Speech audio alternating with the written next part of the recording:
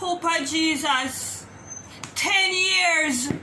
Look how me young and fresh. When me I do married 10 years. Pay attention to my messaging. There's a blessing awaiting you over there,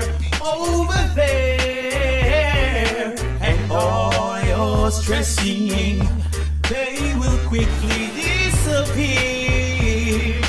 Whoa. Now, number one, please do not do what we did. Do not start off your marriage pregnant. Flee from that thing that the Bible speaks of, fornication. Run. What Moses did, left him caught in the hand of the Pharaoh's wife. Whatever strategy, whatever books you need to read, stay away from it.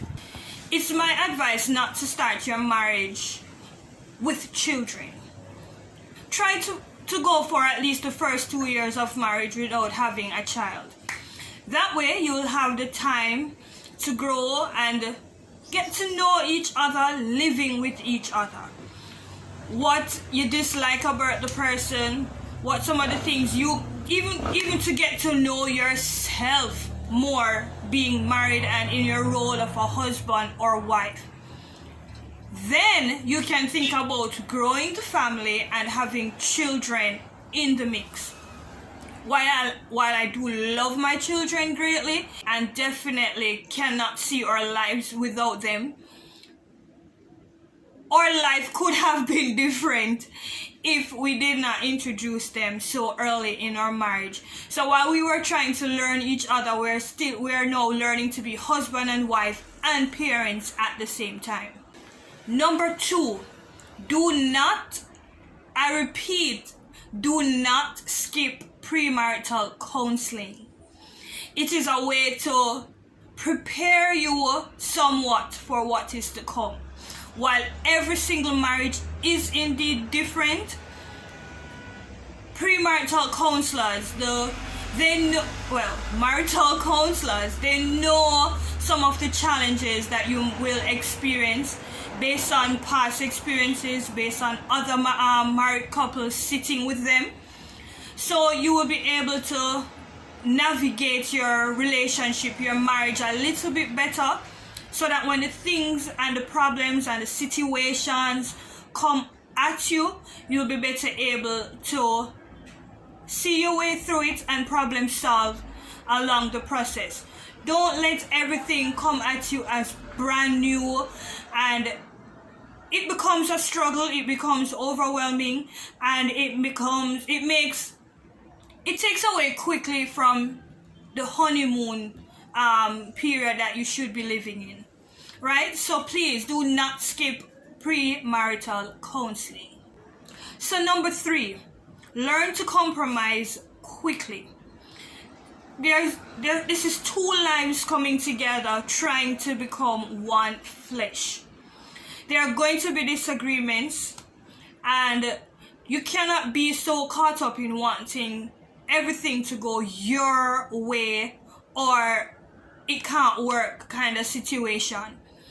You have to learn how to give and take, how to compromise, meet somewhere in the middle, and that way you'll be able to flow your lives a little better and limit the arguments, limit the disagreement. Well, there will be disagreements, but you will limit the arguments and you will be able to flow a little better, and you will keep the love and the flame a little bit more active in your marriage relationships. And if you're not being able to learn them as you go along, definitely you're going to take what you learned from premarital counseling. You're going to get yourself marital books that can help you. You have The Adventist Home by Ellen G. White. You have another book called I Love You. I don't remember the author. But there are several self-help books that help in marriages. There are YouTube videos just as this to help you navigate your relationship better and how to communicate and compromise, I should say. Now, number 4, it goes without saying that you need to stay prayed up in your marriage. You wake up, you give thanks that you woke up another day with your spouse beside you. You give thanks, gratitude. You pray about your problems. Everything you pray, you pray, you pray. Don't make a decision without prayer first. For me, a strategy that I've developed is that, listen, if there's something in my husband that I think needs to be changing, remember, even though we're not trying to change each other, but something that I've learned is that in my prayer, I pray out loud and I say, Lord, thank you for a loving husband. Thank you that he does this. Thank you that he does that. But I would appreciate that if you help him to do this and that to make me happier. If you get what I'm saying. So when he sees that I'm praying out loud for this weakness in him or vice versa, then we are little bit more encouraged to work on those areas that need fixing. And even general problems that come up in our marriage, when we pray together about them, it makes us want to work together to make sure it works out. So stay prayed up, keep family devotions alive, keep individual devotions alive, spend time in the Word together and separately, so that you can have spirit-filled conversations. And definitely what you've learned on your spiritual journey will definitely enhance your marital journey. Number 5, in your marriages, communication skills is a must. It's a definite must. You do not want to be living with somebody who you cannot talk to, who you're not comfortable to share what is bothering you, what makes you happy. It makes no sense at all. And having good communication skills is definitely the benchmark to all the others that I mentioned. You have to be able to share, give feedback openly, and being able to express how you feel without being judged. And that's one thing.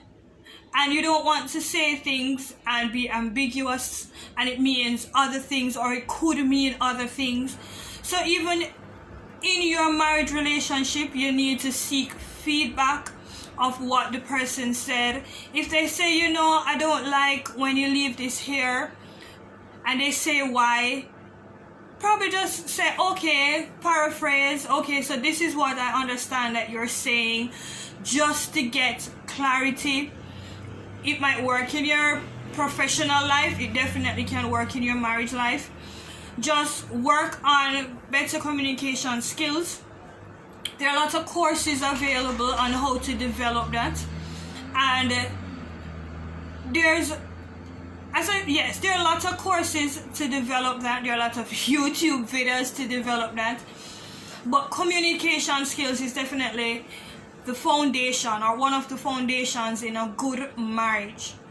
And we have come a far way from how we started our marriage to now looking to celebrate 10 years together in 2 weeks. And I want to leave with you also a game changer in how we do marriage is reading the book together, The 5 Love Languages. I think it's David Chapman or Gary Chapman, but it's some Chapman, and it's The 5 Love Languages. It's easy to find, it's an easy read, and it really speaks on loving your spouse in the language that they want to be loved. So my love language is quality time. I like just laying in his arms, having a conversation, watching a movie together, taking a drive together, and so forth. While his love language is acts of service. So he likes when his shirt is well ironed, a meal is cooked for him.